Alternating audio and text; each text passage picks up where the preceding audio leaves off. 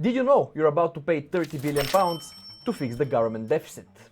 That's right, there is a big gap in the public finances. And instead of taxing large corporations or the ultra-wealthy, they're coming after the easiest targets, me and you. Labour promised not to raise taxes on working people, but they don't even need to raise the main rates. They're planning a series of stealth taxes that will drain your wallet without you even realizing. As a qualified accountant, I'll explain exactly how they work and how each one will impact your livelihood differently. Let's start with the stealth tax that will hit all of us the most. The government is planning to freeze the income tax bands. You know, the ones that decide how much tax you pay based on how much you earn. They came into effect in 2021 and were supposed to last until 2025, but the plan now is to keep them frozen until 2028. Here's what that really means. Income tax in the UK is taxed in steps. The first part of what you earn is tax-free. Then the next part is taxed at 20%, then 40%, and then 45%. And crossing 50,000 doesn't mean all your income gets taxed at 40%. Only the amount above that point. But here's where the problem starts. Those steps, those tax thresholds, are meant to rise over time as wages and prices go up. Because everything around you gets more expensive too.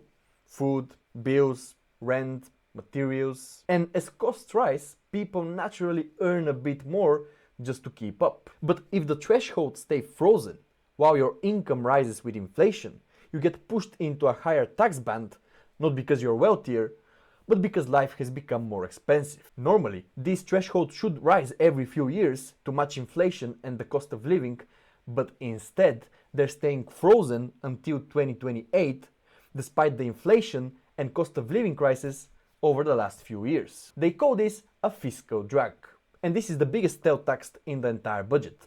The OBR estimates this threshold freeze alone will raise £8 billion a year.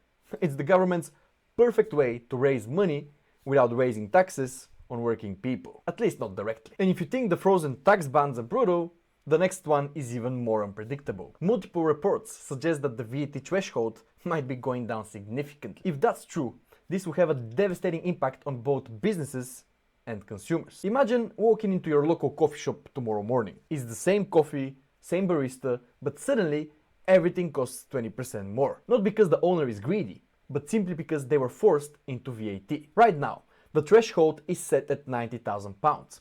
And this level of turnover makes it possible for many independent sole traders or small local service-based businesses to stay under this level.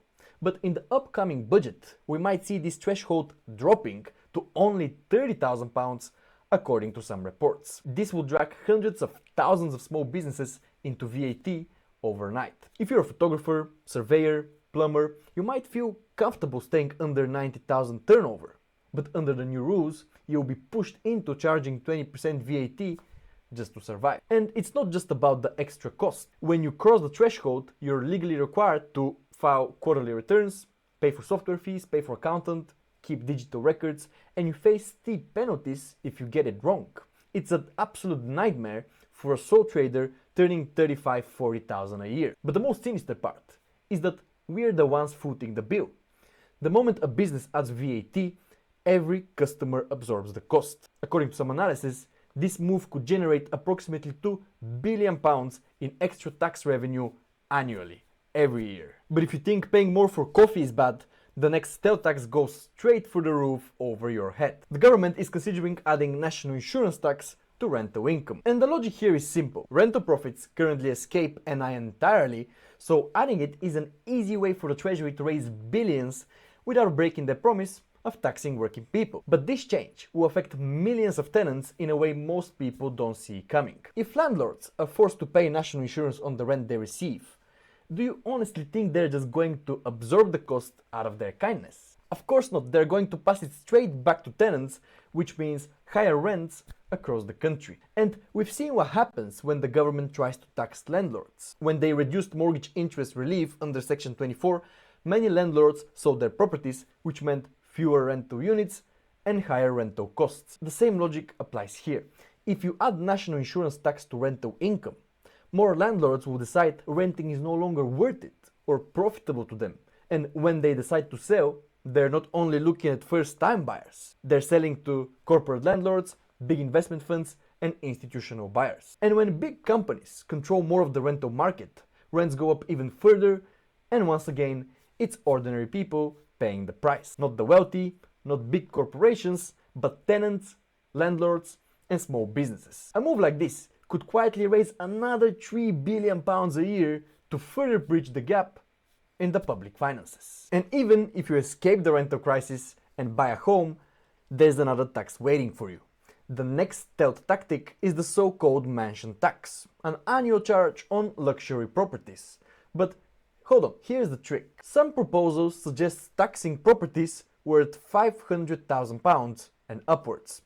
At this stage, it's not clear whether this will be a flat surcharge or a percentage of property value, but one thing is clear. In London and the southeast, 500k is not a mansion. It's a semi-detached with a small driveway and a neighbor you can hear through the walls. There is nothing luxurious about this. But by calling it a mansion tax, the government makes it sound like they're targeting wealthy owners, when in reality they're targeting middle-class families and young professionals. And the worst part, it's an annual tax, not a one-off payment. Your home becomes a recurring income stream for the treasury. And this measure could quietly raise another £1 billion a year. So let's put it all together. 8 billion from the frozen tax band, 2 billion from a lower VAT threshold, 3 billion from national insurance on rental income, and 1 billion from the so-called mansion tax. So even after squeezing workers, landlords, self-employed people and small businesses, the hole isn't even half full. But remember, these are only the big changes, which means more freezes, reductions, rule changes, department cuts, and stealth taxes are on the way. The good news is that if you understand what's coming, you can take the right decisions now to protect yourself. Now let me take a step back. I have to say that I'm not anti-tax. The government needs funding and we have a legal and moral duty to contribute. But it is unfair when small businesses and working people carry most of the weight, while the ultra-wealthy and large corporations operate inside a system built to protect them. And here's the harsh truth. You can't avoid the system. You can't opt out, but you can prepare for it. You can plan around tax thresholds so you don't get caught out. You can make sure you're claiming every deduction you're allowed to claim. And most importantly, you can get proactive advice from an accountant like myself or others who understands how these changes affect people like you. Because reacting at the end of the tax year is too late. This new system rewards the people who plan ahead and punishes the ones who don't. So now you understand how these tail taxes work and how the government can take thousands from you while pretending to tax the rich. Your next biggest challenge is knowing what to do if they drop the VAT threshold. So watch this video next, where I'll show you exactly how the VAT rules work and how to use them to your advantage.